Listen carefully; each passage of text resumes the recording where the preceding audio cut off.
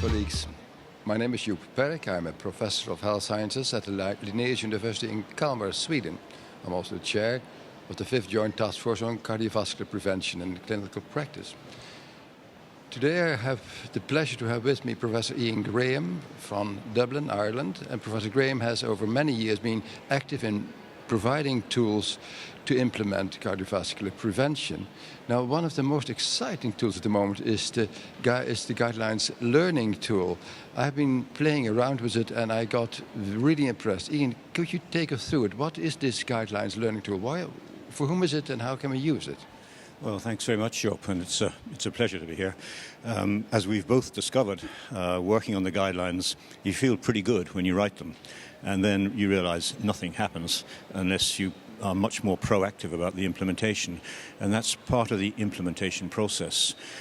There have been a number of surveys on why doctors find it difficult to actually do prevention, and partly they found the guidelines are too long, they're too indigestible, they're too complicated, so under your guidance we made them shorter, and we've made a toolkit which has a lot of materials to assist and to help doctors in the implementation process. But part of this was during our teaching activities with our colleagues, at meetings with our students. They said, actually, we're rather bored with people like you talking at us, telling us what to do. We would like more interactivity. And this led us to develop the Guideline learning tool.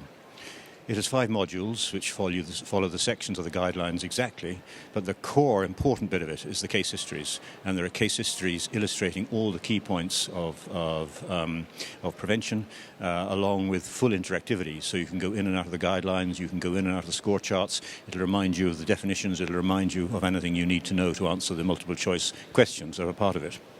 May I ask you, Ian, where can cardiologists find this information? Is it available already?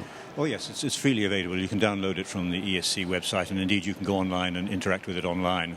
And that's an important question because there are 2 points, 2 types, 2 versions of it, if you will. There's a linear version where you can go right the way through it from beginning to end for accreditation purposes, or there's a version where you can hop in and out of it to interact with it. We started off with PowerPoint presentation, and that was very useful. We made a lot of case histories, but we rapidly ran out of the ability of PowerPoint to be interactive, and this led to what was nearly a 5-year development in the present product. We've now, as you well know, updated it for the new guidelines, so it's fully up to speed, and we hope it'll be popular. Sometimes we've been joking about the official language of the ESC being not English, but broken English, because there are so many people not native English speakers. Do you feel this is an instrument that could be easily read by people that do not have English as their mother tongue?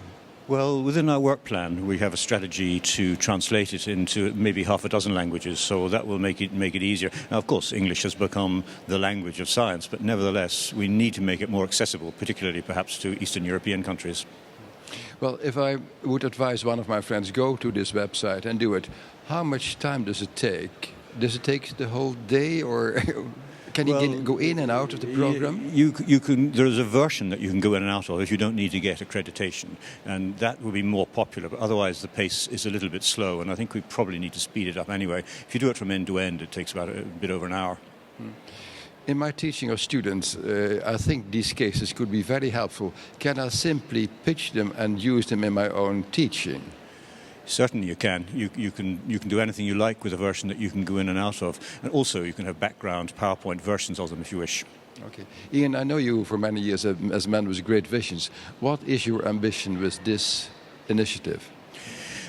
To make prevention the easy option, not the difficult option. Okay. Are there any other tools which you think could help us to make implementation better? Well, of course, there's the cards, the other components of the toolkit. There's the scorecard, there's a summary version, there's a new card for general practice, for primary care, and there's also the heart score, which is the risk engine that you can, again, do interactively, you can interact with. We have now published the guidelines and we are now starting the implementation process. Could you say a few words about our national coordinator for prevention that we have all around Europe? Well, they're our absolute key resource. They're the sharp edge of implementation. We've really asked a huge task. How can they be responsible for what a country does? So they have a dual mandate, really. One is to help their colleagues, the medical profession, but the other is to have an educational role and to influence health policy in their country. So we really ask a lot of them. And we've had feedback that maybe we were asking too much and giving too little. So we've tried to respond and we've tried to react to this, and there'll be very much more interaction with the national coordinators, including a work site on the website where they can share materials with us, ask us questions, and more importantly, turn the process around so that we're learning from them. Well, to close this pleasant chat we had, Ian, my compliments for the Guidelines Learning Tool.